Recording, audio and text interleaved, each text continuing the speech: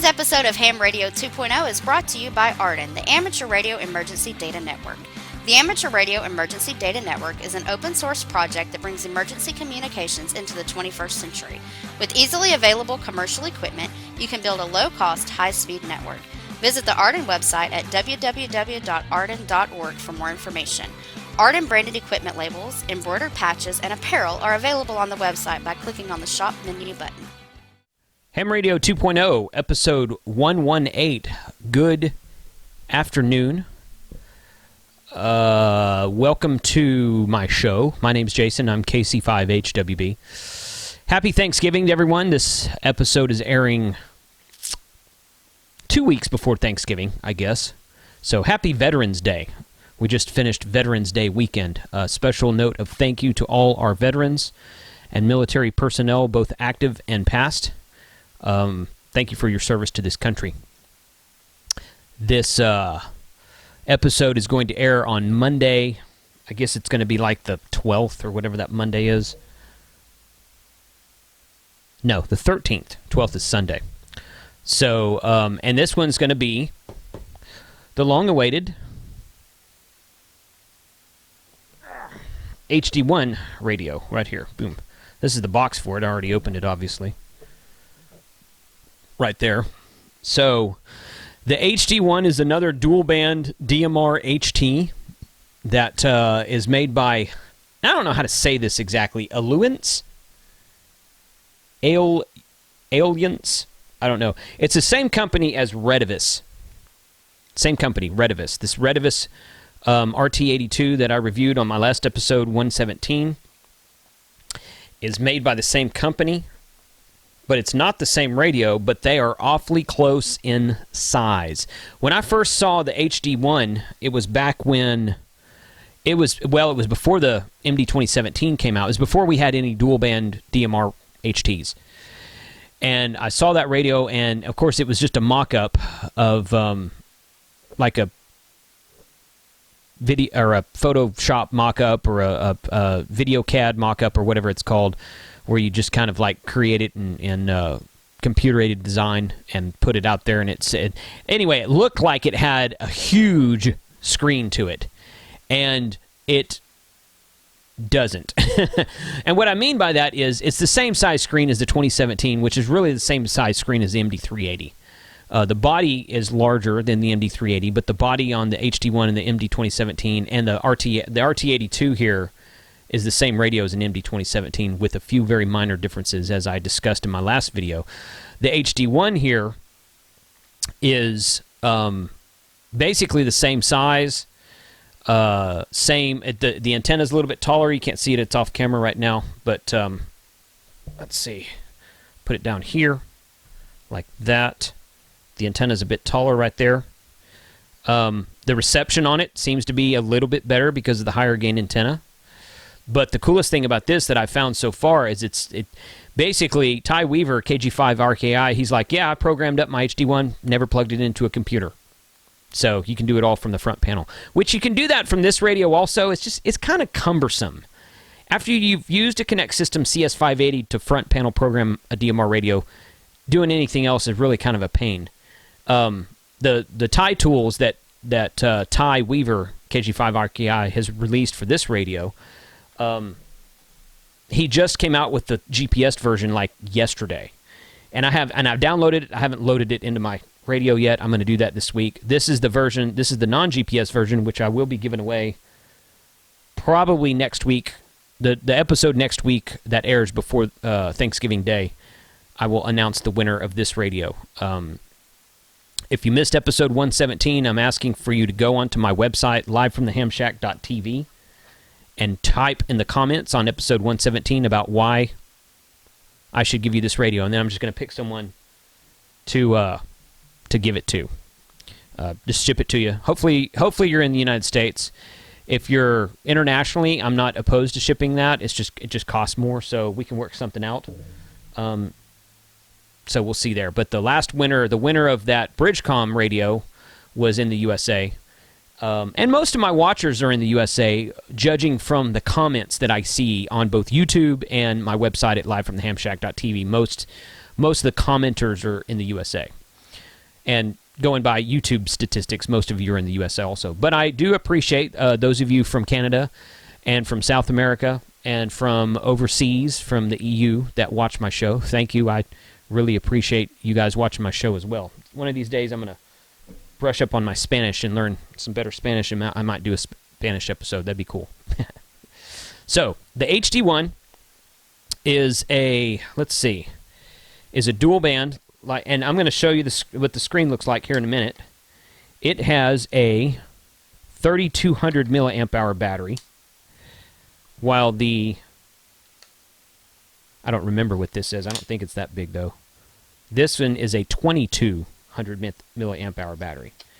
And at the time of this video recording, they do not make an extended battery for the Redivus radio. They do make one for the Anytone dual band HT that just came out. Well, the production model just came out.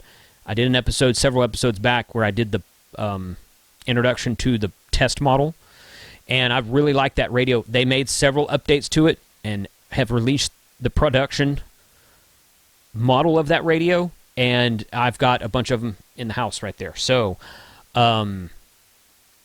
shoot, I might give one of those away. A couple episodes from now. Keep watching. And but next week's episode is probably going to be on that radio. We'll see.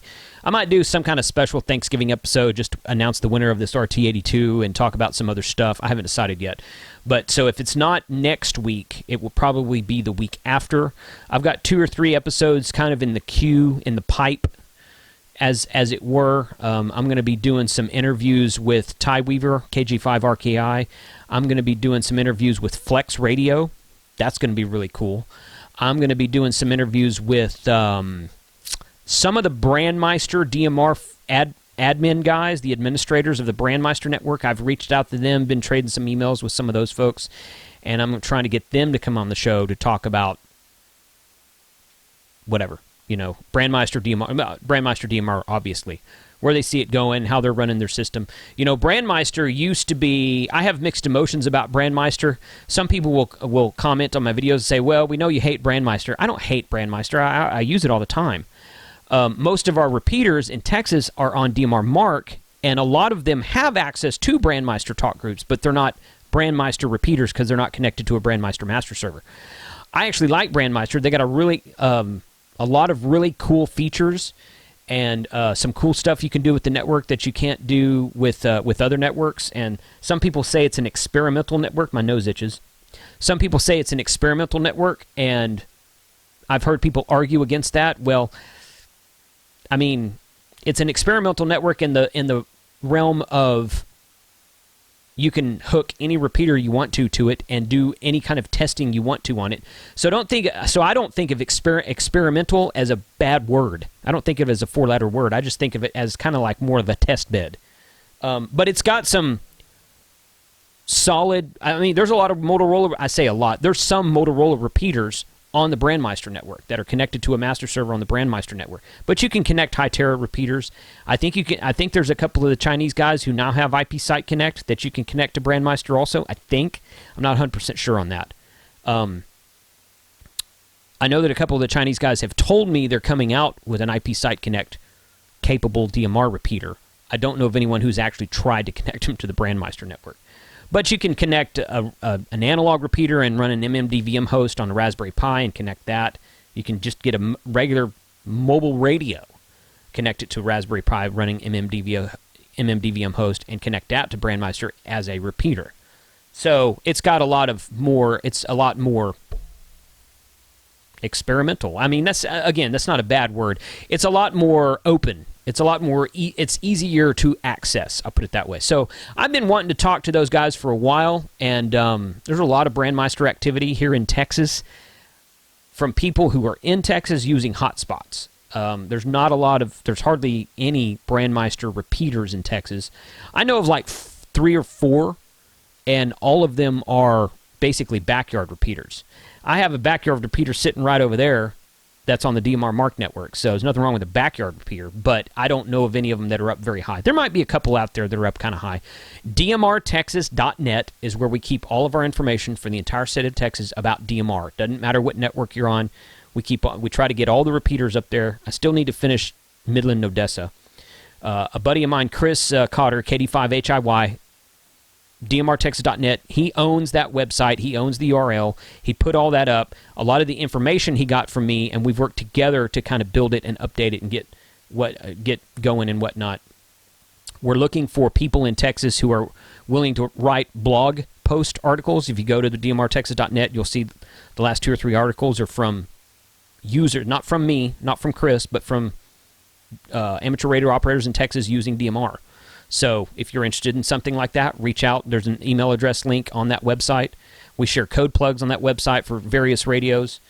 We've got all our repeater information up there, DMR Mark and Brandmeister repeaters, and we've got some new stuff going up there as well. So DMRtexas.net. Oh, we're also starting a national code plug database, not really a database, but a landing page, basically, where we're going to get all the code plugs we can. If you got an MD380 code plug for Florida, Ohio, New York, California, anywhere in between the Pacific Ocean and the Atlantic Ocean, okay, anywhere in between, this is Pacific and this is Atlantic. As I'm looking at you, as you're looking back at me, it's backwards.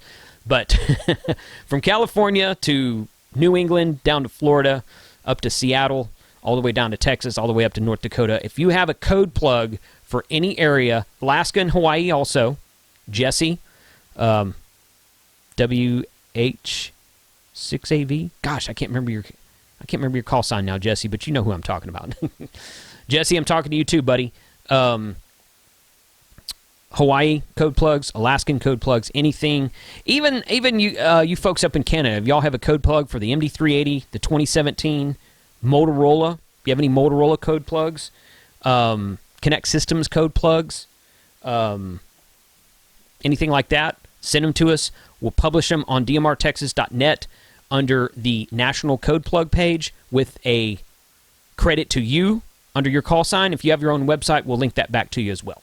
So, National Code Plug landing page. Very cool idea that Chris had, and I thought that's a good idea. So I'm babbling now. Okay, so let's take a look at the Ailuance. Ailuance. I don't know how to say that. Alliance. It looks like Alliance, but it's not spelled that way. It's a Redivus, is what it is. HD-1 dual band DMR HT. I'm going to show you a couple of cool things about that real quick. So this is obviously there's your keypad. And we're going to power it on. There's the unpronounceable name again.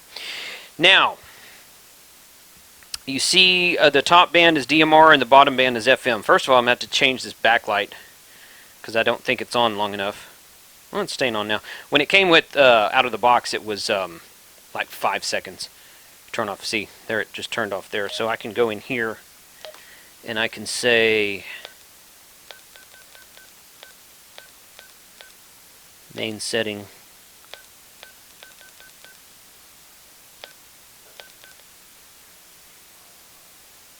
There's somebody talking right there. That's my repeater that you're listening to.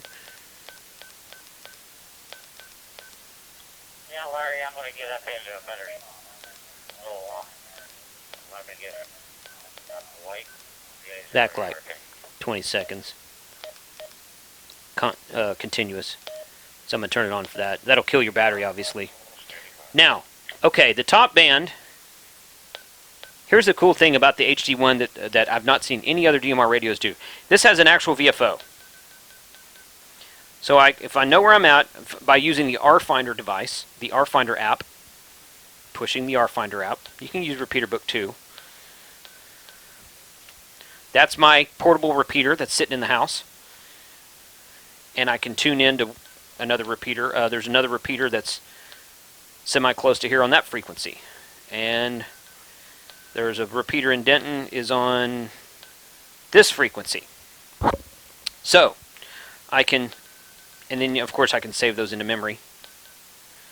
But what we can do here is go into Menu and Band A set.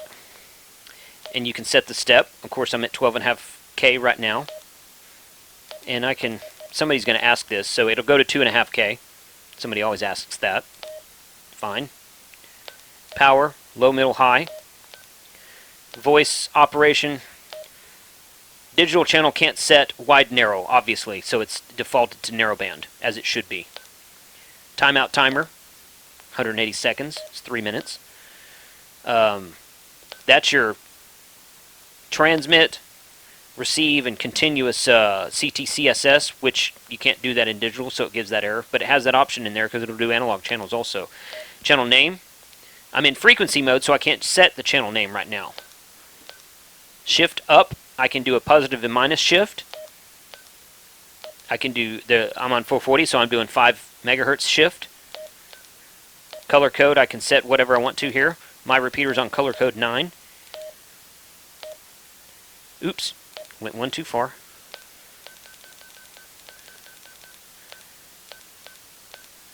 Encrypt type, we're not going to use that, obviously. DMR mode. Direct repeater and double slot. Ty and I were talking about what exact... Direct is obviously simplex. Repeater is with a shift. Double slot is... we don't know. It's kind of like... I don't remember. Ty said he thought it was something, and he's reached out to Alliance or Redivis or whatever they're called and asked, what does this mean? I've not asked them that yet, so I'm going to try to find that out later and see what double slot is. But I don't think that it means it transmits on both time slots. I don't think that's what it means. I hope I'm right about that. But repeater is your offset. Direct is your simplex. So slot, obviously, slot 1, slot 2. Promiscuous mode, you can turn that off and on. Really cool. Default firmware, this is the stock firmware we've got here. Radio ID, there's my radio ID. I can set that to whatever I want to. Contacts, I have statewide in here, worldwide. This is contact number 3 of 1,000 contacts it'll hold. It's not talk group number 3. It's just number 3 in the menu. So I'll show you. I'll go in the menu to show you how to set. You have to go into another menu to actually program the contact in. Ty is trying to get them to make a on the fly where you can just go into this menu and type in your contact and hit save without having to go into another menu to program it, which would be a nice additional step to have. But you don't need it, but it will make it a little bit quicker. Okay, let's receive list. You don't really need a receive list if you got promiscuous mode on. I'm going to change the frequency here so we're not listening to those guys. Color code, encrypt. And that's the last one, receive list. Okay, so we're not going to use receive list because we got promiscuous mode on, but you could build a receive list in it if you wanted to. That's cool. Now, to do the... see if I remember where to go in to do this for contacts.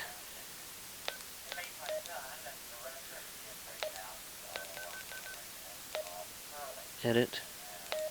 Nope.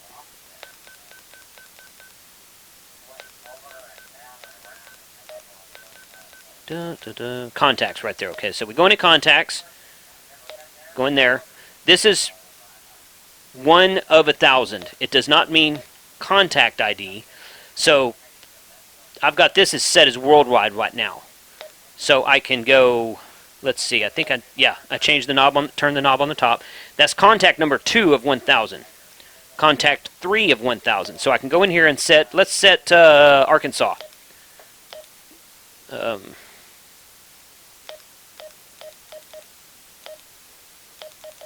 3105, confirm.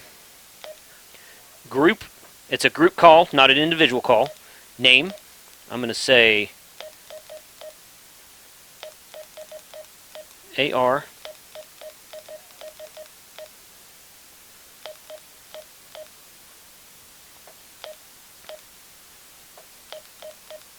No, sometimes this...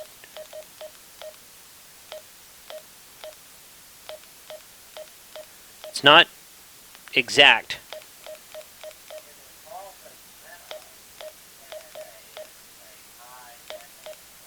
See, sometimes it puts an extra space in there without me trying to.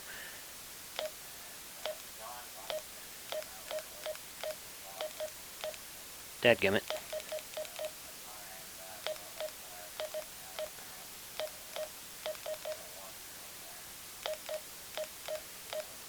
And of course you could abbreviate this if you wanted to. It'd save you a lot of hassle. I'm just going to leave it as AR state. There. And I could put city, province, I could put all that, but I don't need to.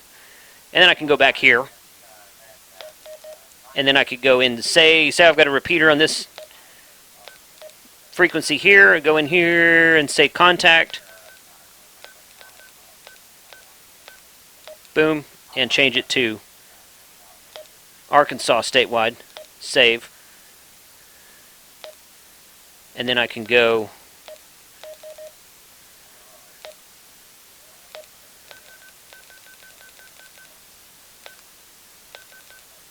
save channel. I could save channel right there, delete channel right there. Once I save it, I can go back and name it. So it won't let me name it while I'm in VFO mode, but once I save it, I can go back and name it. So here's one cool thing that Ty seemed to like, and I thought this was a pretty good idea. Let's go back here to backlight. I'm going to change my backlight to 5 seconds. Okay, now, say I'm in the, let's see. I'm in voice tail right there. Okay, now watch for the backlight to go off.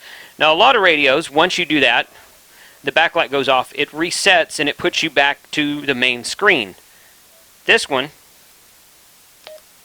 you're still in voice tail, which is where you were when the light went off. So it doesn't kick you out of the menu if you get distracted by something and you go back and say, oh, where was I again? You just kind of wake the screen up, and you're in the same screen and menu you were before. So you just back all the way out of it if you want to back all the way out of it. So you can see this when I hit this button here, it changed the channel. You've got channel 1 here and channel 1 there, top and bottom band. You can also go single channel, hit the pound sign on the screen, and it changes your clock to what you have your main band, which is highlighted in blue, and then your sub band.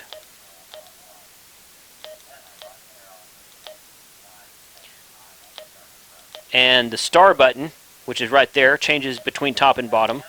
This changes between, the exit button changes between VFO and channel mode, and then the pound button changes, if you just want to listen to one band, you want to turn the other band off, you can change just like that. So you can go to top band only, or you can go to bottom band only, or you can turn it on in both bands. I do not know. Someone's going to come along and ask, does it have true dual receive and monitor both talk groups at the same time? I don't think so. But let's find out.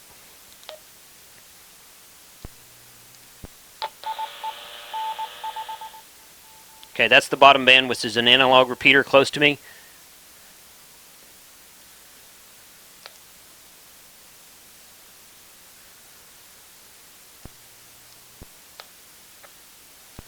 KC5 HWB testing.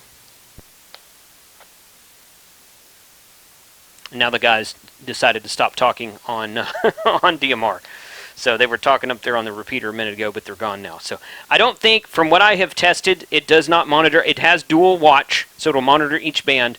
But then when one band comes on, it will silence the other band. Let me see if I can get...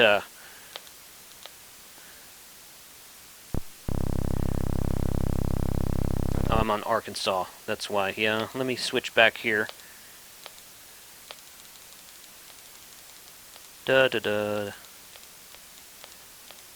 Contacts. Back on Texas statewide. Save. Back there. KC5 HWB. Testing on statewide. Now I'm hoping David comes back to me. Try to key up that repeater. He might have stepped away from the radio then. Well,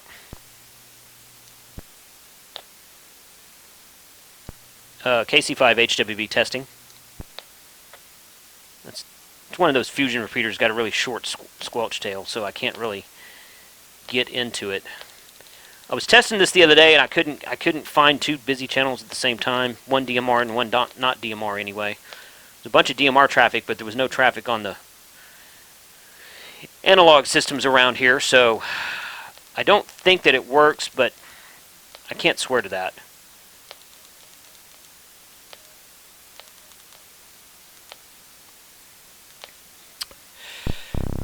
KC5 HWB testing on statewide.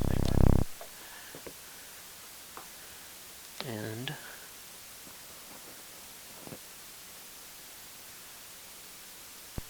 KC5 HWB testing. A really short squelch tail in there. I think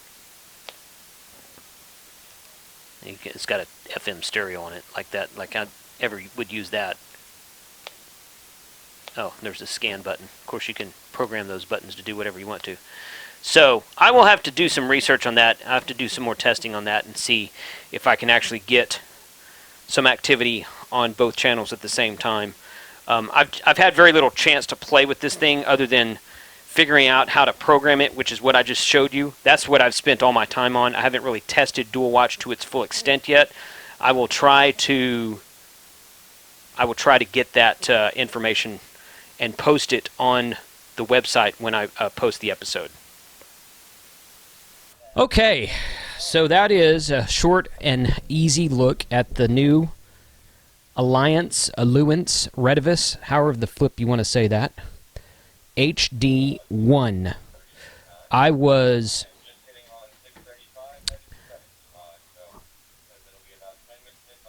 Yeah, you could probably hear that a little bit in the background. That's my MD9600 prototype of the hardware revision number 2. And that radio is doing really well. They fixed the speaker pop issue, they fixed the backlight on the microphone issue, and they fixed the repeater association issue. Sometimes when you'd key up, it would give you a bonk like you're not hitting the repeater, even though you know you were really close to it. And then after 2 or 3 tries, it would associate with the repeater. Have not had that issue on this model yet. So it's still putting about 38 or so watts out on VHF, about 35, 36 on UHF. So the VHF portion is still not doing what it's supposed to do. And I don't know if...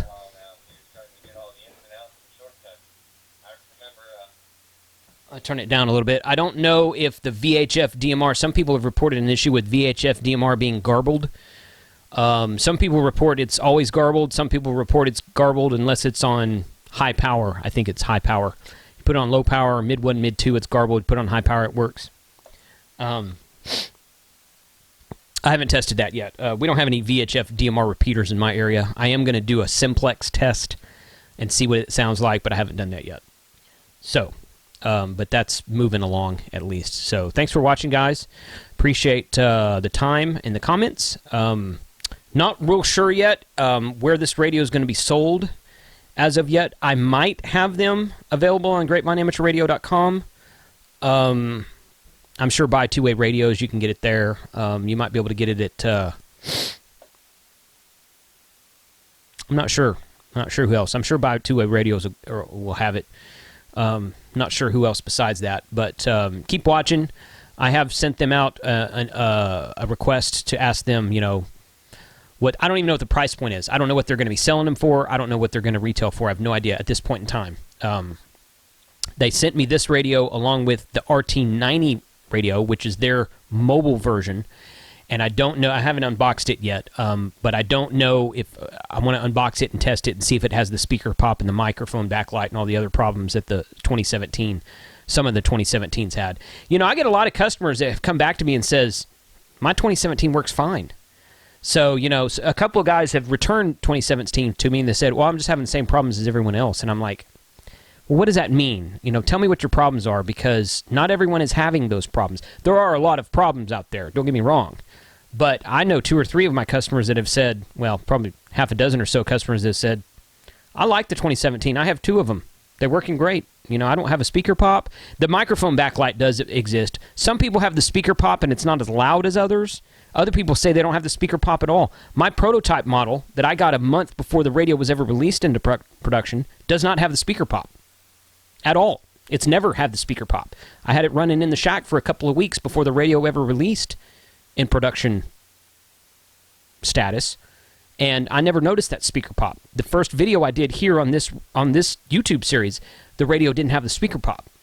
So then the production comes out and they all have speaker pop issues. But, well, again, not all of them, but I think majority of them, but not all of them have that issue. So, I don't know. Say what you will. But anyway, this is a pretty cool radio for the VFO mode. You can dial it in everything you want, and I would probably suggest plug it into the computer. You're going to have, well, actually, Retevis has sent me a firmware update for this after I received the radio. I haven't applied the firmware update yet, but the program, they sent me a programming cable with it, and it's got the funky connector on the side, like the 2017 does, and it's got the drop-in charger, of course. Nothing else really special comes with it. Kind of same old on that regard. But I have made 2 or 3 QSOs on DMR. Got really good audio reports. And, yeah. So, I haven't made any QSOs yet on analog. But I've keyed up several repeaters on analog. They were semi-close to me. And I'm like, okay, it's hitting that repeater. So that's all good. All right, 73 guys. Thanks for watching. Hit me up next week, the weekend, the Monday before Thanksgiving. I'll have another episode out that'll probably be on Anytone Radio.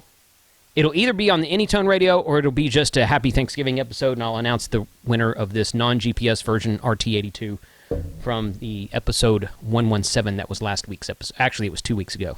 The last episode I did. Last week I was deer hunting. This week I'm working. Next week, I'll be in Galveston for Thanksgiving, but I'm still going to put an episode up. So 73, thanks for watching. Hope to hear you guys on DMR.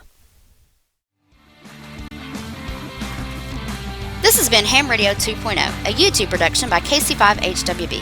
Visit our website at www.livefromthehamshack.tv. Please also stop by our Facebook page at fb.me/hamradio2. Be sure and subscribe here on YouTube to keep up with all the new videos that are posted nearly every Monday. 73s everyone, and thanks for watching.